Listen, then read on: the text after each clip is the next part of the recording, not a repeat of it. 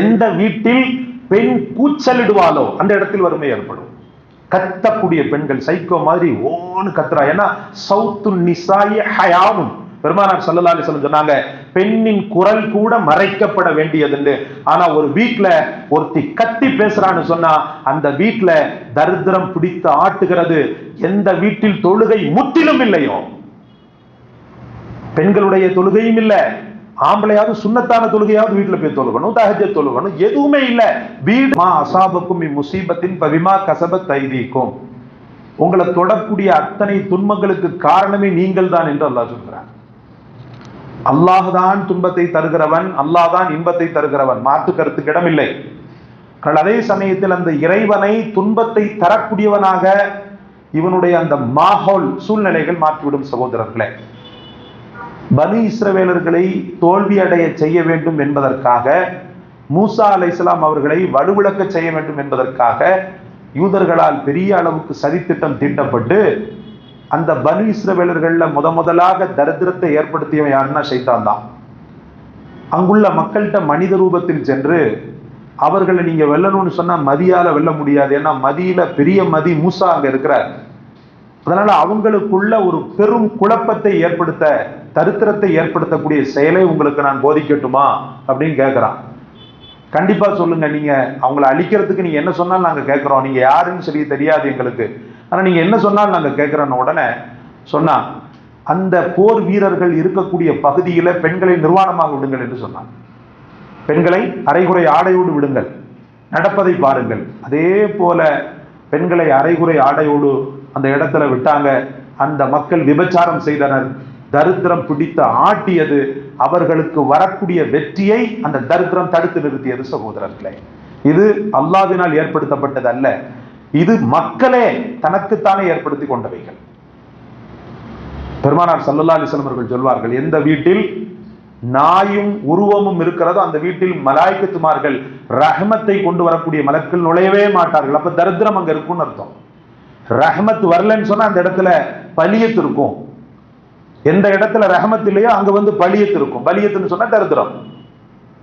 சில பேர் பாத்தீங்கன்னு சொன்னா இந்த அவார்டு வாங்கின அந்த போட்டோஸ் எல்லாம் வச்சிருப்பாங்க. அது என்னமோ ஒரு பெரிய, எல்லாரும் வந்து அதை பார்க்கணும், நம்மளை கேட்கணும் அப்படின்னு நினைக்கிறாங்களா, அல்லது அப்படிலாம் ஒண்ணுமே கிடையாது. சகோதரர்களே, உங்களுடைய அவார்டு மற்றவர்களிடத்துல நீங்க சொல்வதில் தான் இருக்கிறதே ஒழிய பார்ப்பதில் அல்ல.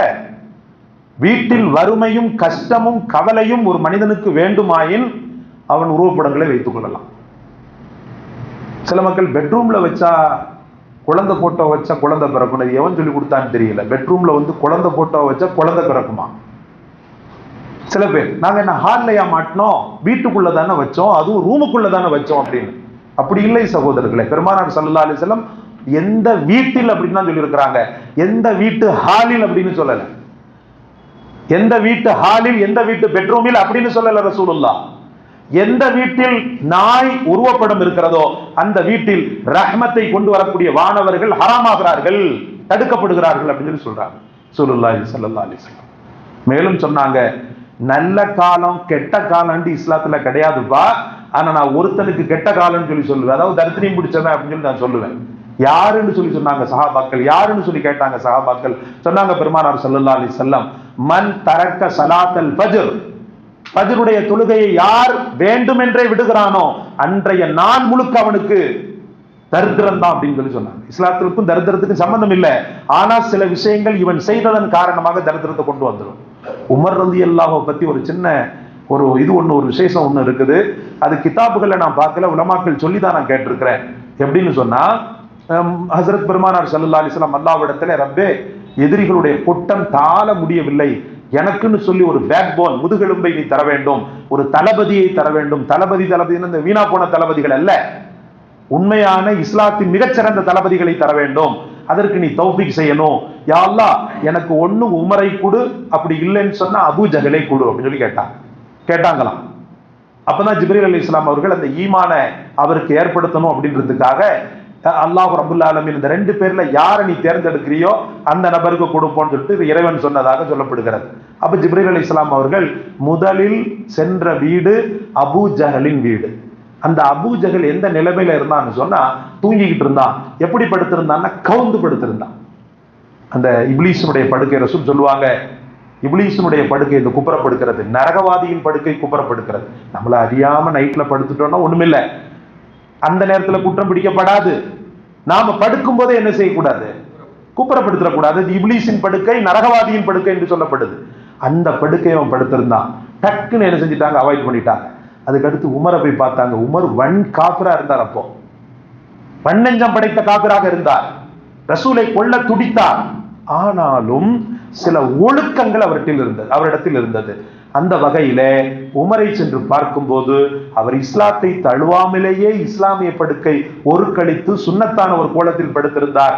மனம் ஒப்பி போன ஹசரத் ஜிப்ராயில் அல்லாஹ்விடத்திலே, ரப்பே இவருக்கு ஹிதாயத்தை கொடுப்பதற்கு தகுதி படைத்தவர் அப்படின்னு சொன்னதாக கவுல்கள் உலமாக்களின் வாயிலாக நம்ம கேட்டிருக்கிறோம். கிதாபுகள்ல நம்ம பார்க்கல, உலமாக்கள் உஸ்தாத்மார்கள் சொல்லி நாங்க கேட்டிருக்கிறோம். ஆக அன்பிற்குரியவர்களே, ஒரு படுக்கை தரித்திரத்தை ஏற்படுத்தும்.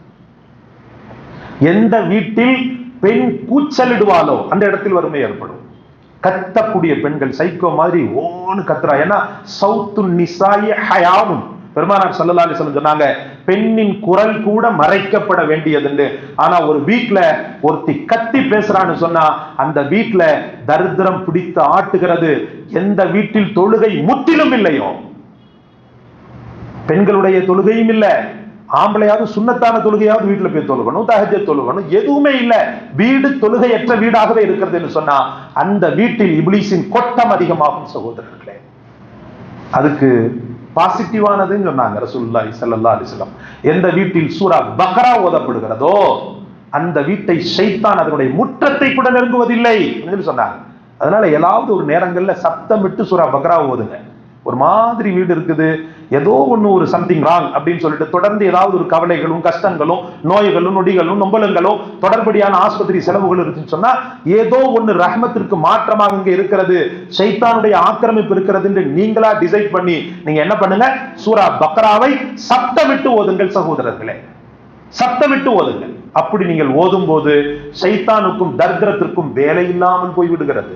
அல்லாஹ் ரப்பல் ஆலமீன் எந்த ஒன்றையுமே அவன் தருவதில்லை, நாம் செய்யக்கூடிய சில வினைகளின் காரணமாக நாமே தேடிக்கொள்கிறோம். அதான் அல்லாஹ் சொல்கிறான், வமா அஸ்ஸாபக்கும் மின் முஸீபத்தின் ஃபபிமா கஸபத் ஐதீக்கும், நீ கரங்களால் சம்பாதித்ததன் காரணமாக, நீ கரங்களால் சில விஷயங்களை செய்ததன் காரணமாக உனக்கு துன்பங்கள் தொடுகிறது என்று அல்லாஹ் சொல்கிறான்.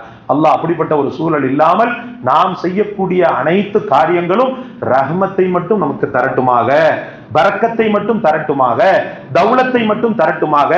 எந்த நேரத்திலும் தரித்திரத்தின் கோர பிடியில் நம்மையோ நம் குடும்பத்தையோ நம் வம்சத்தையோ அல்லாஹ் எந்த காலத்திலும் விழாதிருக்க செய்வானாக.